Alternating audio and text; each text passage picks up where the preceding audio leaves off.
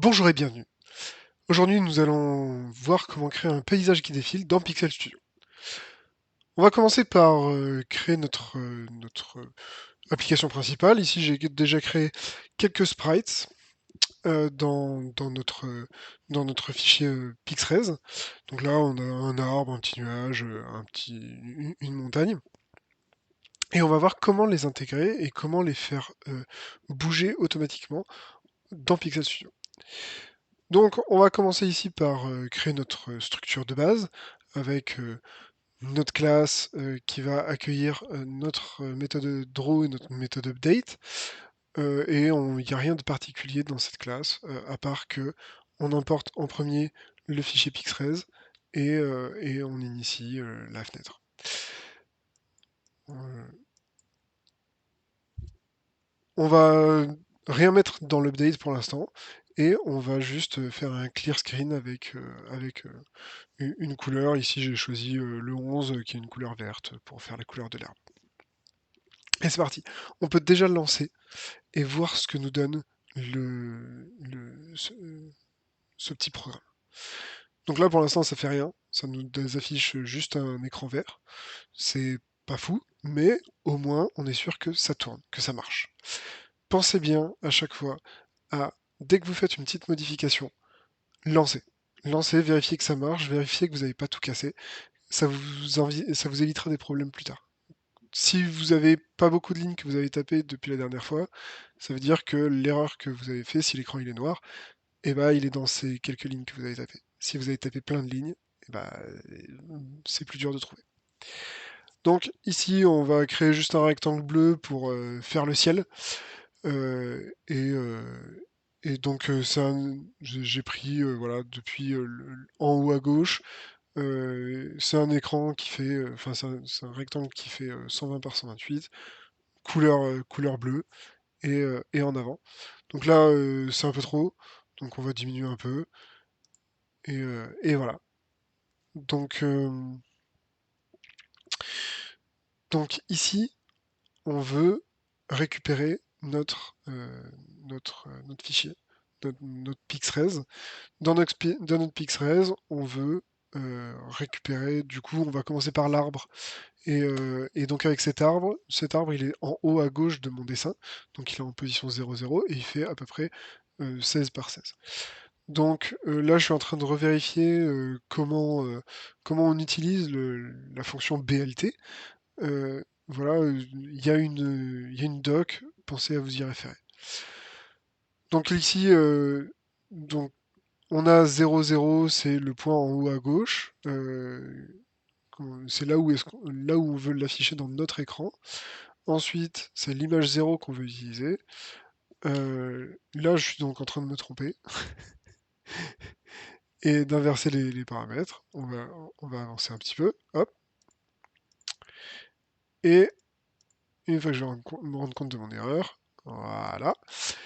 Euh, je vais donc, voilà, je vais donc l'afficher au bon endroit.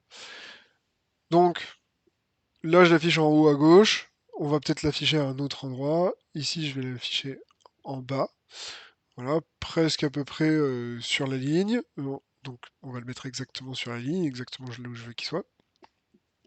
Et là, il est pas mal. Et on est bien. Donc, le premier truc que je vais faire, c'est le faire bouger.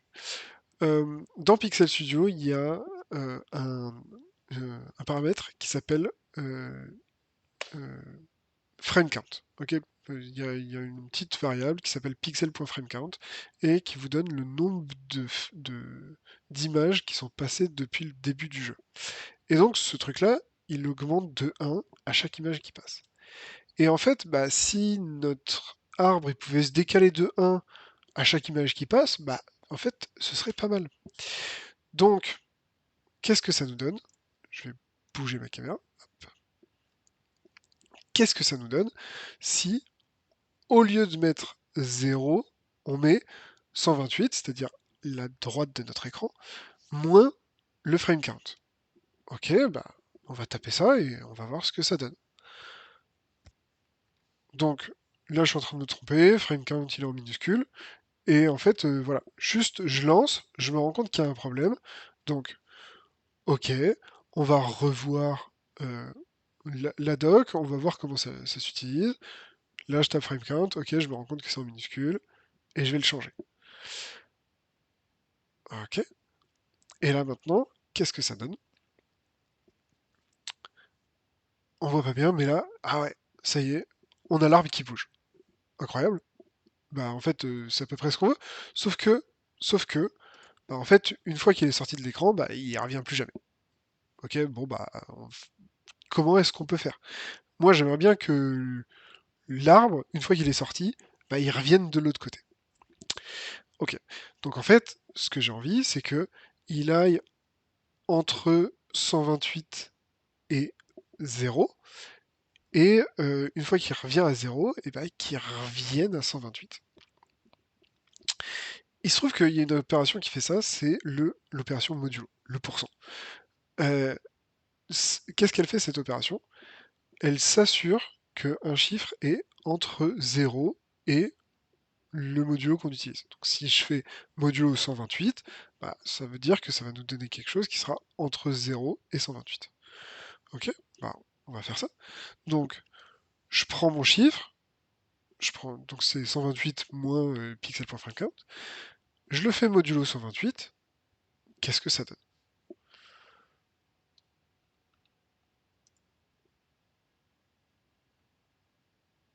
Alors, ok, j'ai fait un truc un peu différent, j'ai juste dit, ok, c'est 128 moins pixel.50 modulo 128. Ça fait que notre pixel.framecount modulo 128, il est entre 0 et 128, et du coup, 128 moins un truc qui est entre 0 et 128, ça va nous donner toujours un truc qui est entre modulo et 128. Qui est entre 0 et 128. La différence, elle va se faire après. Donc là, hop, pouf, le truc disparaît, et il réapparaît à l'autre endroit. Sauf que, sauf que quoi, bah en fait, c'est un peu moche. Euh, là, il disparaît à 0, mais en fait, on le voit encore. J'ai envie qu'il aille un peu plus loin. Donc là, au lieu de mettre modulo 128, je vais mettre un truc un peu plus grand. Donc là, voilà, on va mettre 140.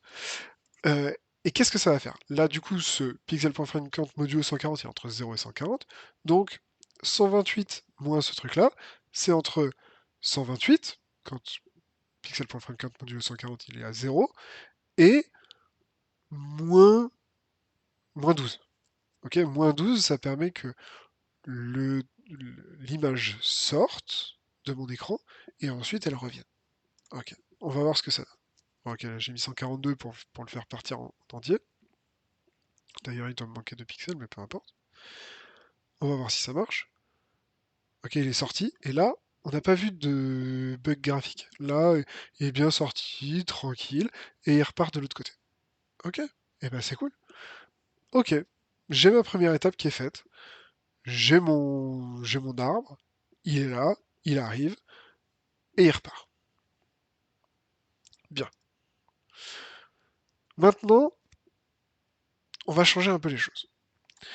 Plutôt que d'avoir un arbre, je veux en avoir plusieurs. J'ai pas envie d'avoir qu'un seul arbre, j'ai envie d'avoir une forêt d'arbres. Pourquoi pas? Et là, d'un coup, bah, juste utiliser le pixel.framecount, c'est un peu pénible. Faudrait que je copie-colle cette ligne plein de fois. Ça marcherait. Mais en fait, à utiliser, c'est un peu pénible. Parce que là, je vais avoir un arbre, mais après, je vais vouloir avoir d'autres trucs, les nuages, la montagne. Et là, et là, ça va être un peu pénible. Il faudra avoir cette ligne un peu moche qu'on va remettre un peu partout. Ça va être pénible à utiliser. Ça va marcher. Si vous voulez vous baser juste là-dessus, vous pouvez. Mais ça va. Moi, ça me convient pas trop. Donc, qu'est-ce que je fais? Bah, je vais me faire une liste d'arbres. D'accord? Ces arbres, en fait, euh, le seul truc qui m'intéresse dans ces arbres, c'est leur position en X. D'accord? Ils vont tous être à la même hauteur, mais ils vont pas être au même endroit dans l'image. D'accord? Ils vont pas être au même endroit vertical dans l'image, mais ils vont tous être à la même hauteur. Ok? Donc, je vais créer une liste. Ok? Pour l'instant, j'ai qu'un seul élément dans cette liste. Et dans l'update, je vais changer ce, ce chiffre. D'accord? Au début, il fait 128, mais en fait, je veux qu'il diminue de 1 à chaque image. Donc, ben, on va faire ça pour chacune des positions dans l'arbre, c'est-à-dire notre seule position dans l'arbre, elle va diminuer de 1. Et si elle va en dessous d'un certain seuil, eh ben, elle revient à 128. Elle revient à droite de l'image. Donc là, j'ai mis, ok, si ma position c'est -16, elle est inférieure à -16, je reviens à droite et en avant. Donc là, j'ai juste un truc à changer. Ok, il faut que pour chaque arbre que j'ai, il faut que j'effectue, il faut que je l'affiche. Et donc, le X, il se met plus à la position, il se met, enfin, à la position que j'avais, avec mon frame count là, il se met à la position que j'ai déterminée dans mon arbre. Dans mon arbre, là, ma variable arbre, c'est une liste de positions, et ben pour chacune de ces positions, je vais afficher un arbre à cet endroit-là. C'est parti, je fais une boucle for position in arbre, et ben je dessine mon arbre à cet endroit-là. Je l'ai dessiné à la position. Euh, En vertical, il est à position 95. Très bien. Qu'est-ce que ça donne? Ah, j'ai un problème. Qu'est-ce que j'ai fait? Qu'est-ce que j'ai fait? J'ai fait une petite bêtise. Il va falloir qu'on la trouve. Ok? Et ça va vous arriver tout le temps de faire des petites bêtises. C'est pas grave, on le fait tous. Et bah ouais, qu'est-ce que j'ai fait? J'ai oublié le cef. Et bah ouais. En fait, arbre, c'est un attribut de ma classe. D'accord? Sinon, je peux pas arriver à le récupérer. Et voilà. Et donc là, maintenant que c'est bien un attribut de ma classe, ça y est, ça marche. Euh, j'ai mon arbre. Ah bah non, j'ai pas mon arbre. Qu'est-ce que j'ai fait? Qu'est-ce que j'ai fait? Et bah, en fait,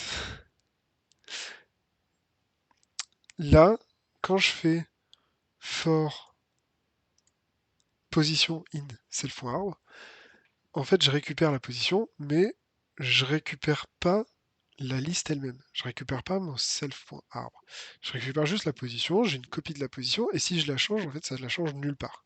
Pour la changer, il faut accéder directement au self.arbre. Donc là, je vais changer.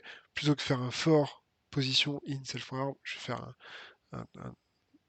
un for i in range de len de self.arbre. Et donc, du coup, ça va me permettre d'accéder directement à, à l'objet, à la liste elle-même, et à changer cette liste. Et là, d'un coup, ça va marcher. Voilà, on voit bien notre arbre qui arrive, et qui va repartir de l'autre côté. Cool. Ok. Donc, là, si on veut rajouter d'autres arbres, qu'est-ce qui va se passer? Bah, eh ben, c'est parti, là on a notre liste, on rajoute d'autres éléments. Là, je les ai mis tout à droite, je les ai mis plus loin, et bah voilà, ils arrivent les uns après les autres. Ça y est, j'ai plein d'arbres qui arrivent. Bon, bah, si vous êtes en première, et ben vous avez fini. D'accord? Vous n'allez pas aller plus loin. Vous avez une liste de positions, et pour chacune de ces positions, vous allez afficher un arbre à cet endroit-là. Vous pouvez avoir une liste d'arbres, une liste de montagnes, une liste de nuages. Il va falloir juste copier les lignes qui correspondent et vous serez bien. Ok. Maintenant, si vous êtes en terminale, vous pouvez continuer cette vidéo et je vais vous montrer comment, avec des objets, on va rendre tout ça plus facile. Alors, pas plus facile forcément à utiliser, mais par contre plus facile à étendre. Si vous voulez des nouveaux objets, des nouveaux. Donc là, on a un arbre, on a un nuage, on a une montagne, mais potentiellement j'ai envie d'avoir plus de trucs. Et ben, je vais vous montrer comment faire. Donc c'est une solution qui est un peu plus compliquée, mais un peu plus élégante. Donc, je crée un objet arbre.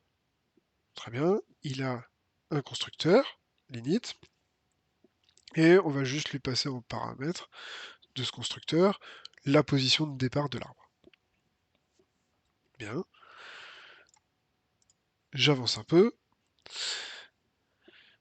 Et on va lui créer une méthode mouvement. Qu'est-ce qu'elle fait cette méthode mouvement? Eh ben, elle fait notre truc qu'on faisait avant. Sauf qu'elle l'applique à notre arbre. D'accord? Le self.x, bah, il va bouger, il va changer. Et on va lui créer aussi une méthode dessin qui va faire exactement la même chose. Ok, elle va dessiner notre arbre. Qu'est-ce que ça fait tout ça? Et ben, maintenant, plutôt que d'avoir une liste de positions, je vais avoir une liste d'arbres. Et chacun de ces arbres va se gérer tout seul, entre guillemets. On va voir. Donc là, je fais ma liste d'arbres. Et donc, bah, maintenant, dans mon update, j'ai plus besoin de gérer manuellement mes arbres. À l'intérieur de l'arbre, j'ai ma méthode de mouvement que je vais appeler. D'accord? À chaque update, je vais appeler la méthode de mouvement et l'arbre, il va se débrouiller tout seul. Ok? Il va aller euh, modifier son self.x, il va modifier son x et il va bouger tout seul. Donc là, tout ça, ça marche pas, c'est normal, parce que mon self.arbre, bah, il marche plus comme ça du tout dans mon update, donc il va falloir que je le modifie. Et pareil dans le dessin, il marche plus du tout comme ça. Donc là, qu'est-ce que je fais? Voilà. Dans mon update, pour chacun des arbres que je croise, eh ben, je vais faire le mouvement, et dans mon draw, pour chacun des arbres que j'ai, eh ben, je vais le dessiner. Et en fait, bah, ça marche tout seul maintenant. Dans notre classe paysage, eh ben, il- on fait rien de particulier. On dit juste aux arbres de faire leur mouvement et de se dessiner, et c'est fini. Ok, et bah du coup maintenant, comment on fait pour étendre ce principe et avoir, en plus de notre arbre, bah, d'autres types d'objets? Je vais avancer un peu, parce que du coup, là, notre arbre, il a une certaine vitesse. D'accord? Je vais vous montrer ce que j'ai fait. Donc plutôt que tous les arbres aient la même vitesse, j'ai envie de leur dire, bah, en fait, ta vitesse, c'est moi qui vais la décider au départ. Tu auras une certaine vitesse, tu vas pouvoir avancer à une certaine vitesse, mais c'est pas tout, pour tous les arbres la même chose. Ok? Et donc, là, à chaque mouvement, plutôt que de le diminuer de 1, je vais le diminuer de sa vitesse. Donc si on a un arbre qui a une vitesse 1, ça va donner exactement ce qu'on avait jusqu'à présent. Mais si j'ai un arbre qui a une vitesse 2, bah du coup il ira plus vite que les autres. Donc là, c'est exactement ce que je vais faire. Donc, ok, s'ils ont tous une vitesse 1, ça va rien changer. On vérifie quand même, on lance juste pour voir. Ok, ça va pas bouger, les arbres ils vont à la même vitesse. Maintenant, si je change ce 1 en 2, qu'est-ce qui se passe? Bah, j'ai un des arbres qui va plus vite que les autres. Ok, et bah c'est pas mal. Bon, c'est pas ce que j'ai envie d'avoir, parce que j'ai envie que mes arbres, ils avancent tous à la même vitesse. Mais après, je vais avoir envie que mes nuages et mes montagnes, elles avancent pas à la même vitesse que les arbres. Parce qu'elles sont plus loin. Donc elles vont devoir avancer moins vite. Alors, je vais trafiquer un peu ici, mais euh, on va avancer un peu. Là, je suis en train d'essayer de faire un truc que je vous conseille pas, donc je vais avancer un peu plus vite. Ici, voilà. Donc, notre arbre, il a un mouvement, il a un dessin. Je ne l'ai pas changé par rapport à tout à l'heure. Juste, j'ai rajouté un U et un V qui sont les- l'endroit où l'arbre est dessiné. D'accord? L'arbre, il est dessiné en 0,0 et il a une taille de 16 par 16. Très bien. Et le nuage, par contre, il n'est pas dessiné au même endroit. Il est dessiné en 0,16. Et il a une vitesse de 0,1. Mais ma méthode mouvement, bah, c'est la même entre arbre et nuage.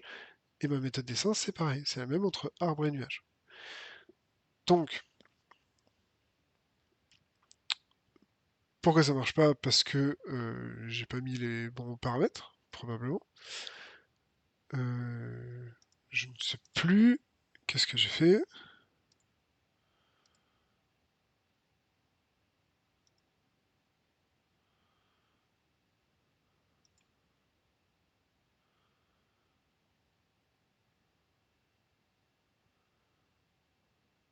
Donc là, ce que je suis en train de faire, c'est d'essayer de trouver d'où vient le problème. Donc j'enlève des bouts de code pour voir ce qui pose problème. Là, j'ai enlevé le dessin et je me suis rendu compte que bah, du coup, il n'y avait plus l'écran noir. Donc ça veut dire que le problème, il vient du dessin. Qu'est-ce que j'ai fait? Bah ouais, effectivement. J'ai appelé un self.y, sauf que je l'ai jamais défini. Le self.y, il n'existe pas. Donc là, il va falloir qu'on le définisse. Mon self.y, c'est la hauteur à laquelle j'affiche mon truc. Donc, pour mon arbre, on avait dit que la hauteur, c'était 95. Par contre, pour mon nuage, je veux qu'il soit haut dans le ciel. Donc, je vais le mettre à hauteur 10. Et là, qu'est-ce que ça donne? Je suis censé avoir deux arbres et un nuage. J'ai bien deux arbres, mais... Ah oui, j'ai enlevé le nuage, donc on va le rajouter. Hop. Et qu'est-ce que ça donne? J'ai mes deux arbres, et on voit pas encore apparaître le nuage. Je sais pas si on va le voir à un moment. Il est là. Ok, super. Donc, mon nuage, il marche aussi. Je suis en train de renommer mes trucs parce que bah, finalement, en fait, maintenant, j'ai plus des arbres, j'ai des objets et je veux pas qu'ils s'appellent arbres parce que maintenant, j'ai des nuages et des, et des arbres qui se mélangent dans mes objets, qui se défilent et je veux pas qu'ils s'appellent tous pareil. Et là, maintenant, on va juste rajouter la montagne. Du coup, qu'est-ce qui va changer? Bah, pas grand-chose. Il suffit de copier-coller notre classe nuage ou notre classe arbre et juste ajuster chacun des attributs et en avant. Il va falloir aussi changer la taille du, du- du dessin qu'on copie. Là, j'ai mis 16 par 16, mais du coup, les montagnes, elles sont plus grandes que ça. Donc, il va falloir augmenter. Là, je suis en train de mettre 32 par 32. Je crois qu'en pratique, mon- mon- ma montagne fait 24 par 24. Je m'en rendrai compte un peu plus tard, mais ça, c'est pas important. Euh, et là, du coup, qu'est-ce qui se passe? Ok, bon, j'ai relancé, ça marche, mais en fait, j'ai oublié de rajouter une montagne, donc on va rajouter une montagne. Ok, rajoutons une montagne. Et est-ce que ça marche? On va lancer. C'est parti. Qu'est-ce que ça donne? J'ai bien mes deux arbres et j'ai ma montagne. Ok, elle est pas au bon endroit. Il va falloir qu'on l'ajuste. Ok, ajustons-la. Mais en fait, là, qu'est-ce que j'ai? J'ai mon paysage qui défile. J'ai mes arbres qui vont à une certaine vitesse. J'ai mes nuages qui vont à une certaine vitesse. J'ai ma montagne qui va à une certaine vitesse. Et bah, il suffit que j'en rajoute d'autres. Donc là, c'est ça qu'on va faire. Sauf que, bah, en fait, les définir à la main, c'est bien mignon, mais j'ai envie que ça se fasse un peu plus automatiquement et que je puisse juste décider de combien on va en mettre. Donc pour faire ça, on va juste rajouter un truc random. Donc là, je suis en train d'ajuster mon montagne. Très bien, je vais finir par y arriver.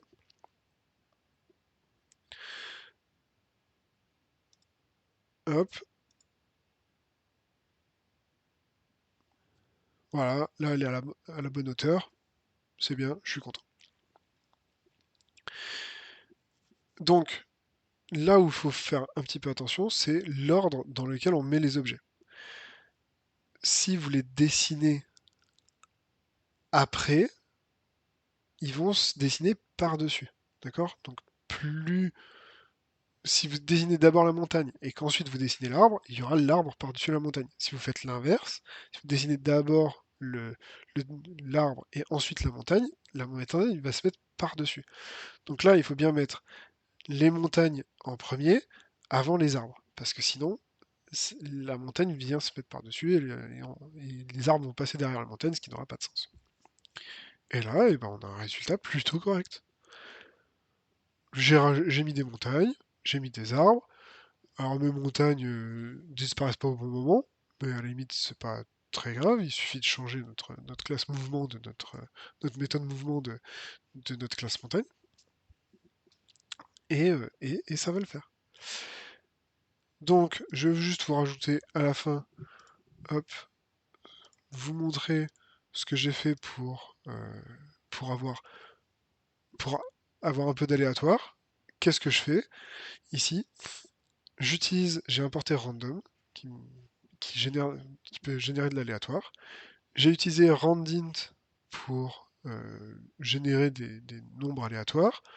Et juste, bah, qu'est-ce que je fais? 10 fois, je vais rajouter des nuages. 5 fois, je vais rajouter des montagnes. Donc j'aurai 10 nuages dans, dans mon paysage. 5 montagnes.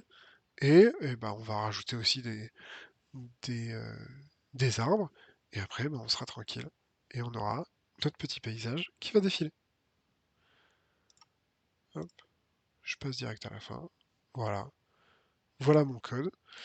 Je vais vous mettre le lien dans la description, comme ça vous pourrez voir le code. Et j'espère que cette vidéo vous a plu.